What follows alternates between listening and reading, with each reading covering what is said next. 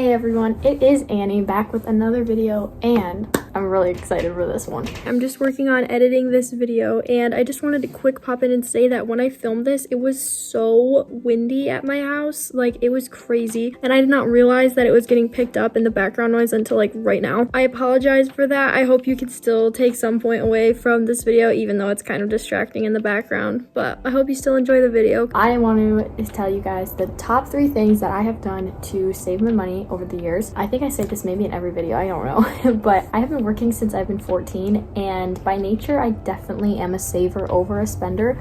But I have bought my car, paid for my year of college without ever going into debt, and I'm only 19. And I will say that my car and college were in the same year. I want to tell you guys a little bit about how I've done it. First off, I had a job because you can't save money if you're not working, so get out and work. Like, oh my goodness, I wish everyone was out working at least a little bit, because I know sometimes it's difficult and your schedule doesn't allow it if you're busy at school or something, but if you can, try to get as many hours as you can, because that's going to help you so much and put you miles ahead of other people your age. The first way that I really was able to save my money was not buying coffee all the time. I don't think people realize how much that actually adds up. I'm somebody that if there's something I want and I like it and it's like trendy, so I don't know if I want to like invest in it too much, I will try to do it as much as I can myself. I love coffee, I love matcha, and those drinks are really expensive if you start getting into like flavors and espresso and getting it once a day or once a week or whatever. It just really adds up. I've taught myself how to make an iced coffee, how to make an iced matcha. Are they always as good as the store? No, unfortunately not. But the more I do it, the more I practice, and it's definitely saved me a lot of money. There were people I went to school with that would go to the cafe in between like every single class or at least once a day, and I'm like, guys,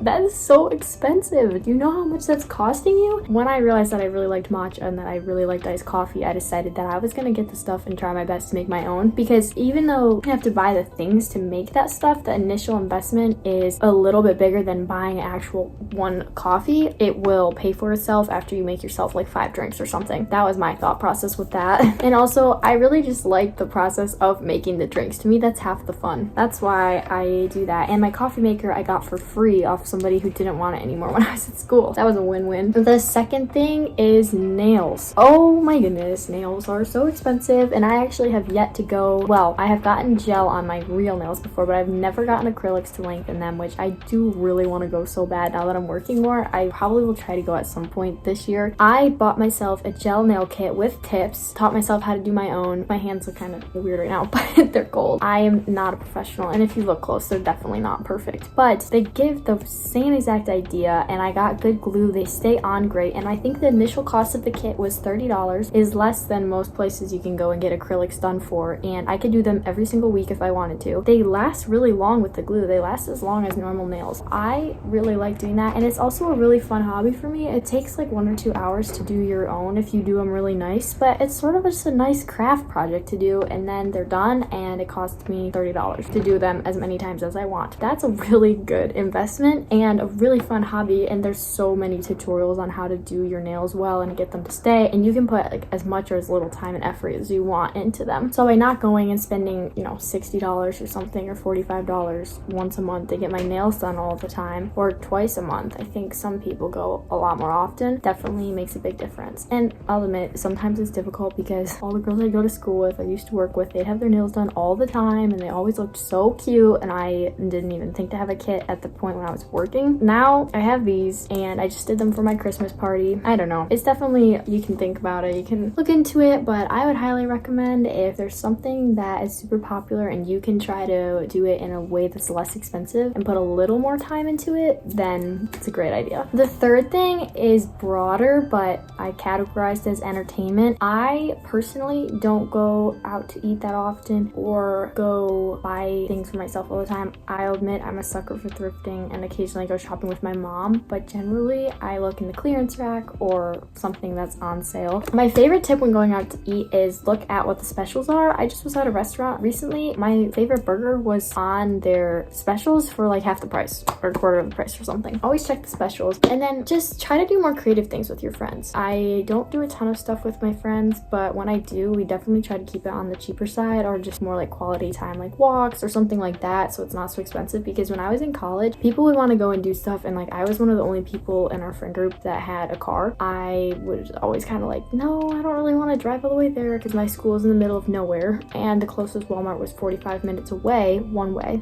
and I'm like, I cannot be the only one that drives every single time. Definitely just kind of having boundaries for how much you want to drive, because gas can be really expensive too. And so if you can sort of prioritize like, no, I don't really need to go right now, like yes, it'd be fun to go and do something more often and get off campus more. It's expensive to have a car, and if your friends aren't going to help pitch in, then you can't always just drive wherever everybody wants to go. This is kind of a shorter video, it's sort of all over the place, but I wanted to come on and give you guys some ideas, because I wish that I would have heard more people talk about this, especially with like how much everybody seems to have their nails done or like always have a coffee. Like not everybody's doing that. If you enjoyed, give this video a thumbs up. I'm going to keep posting more videos like this hopefully in the future. It's definitely more challenging to stay consistent than I thought, but I've been really enjoying having this channel so far. I will see you guys in the next video. Bye.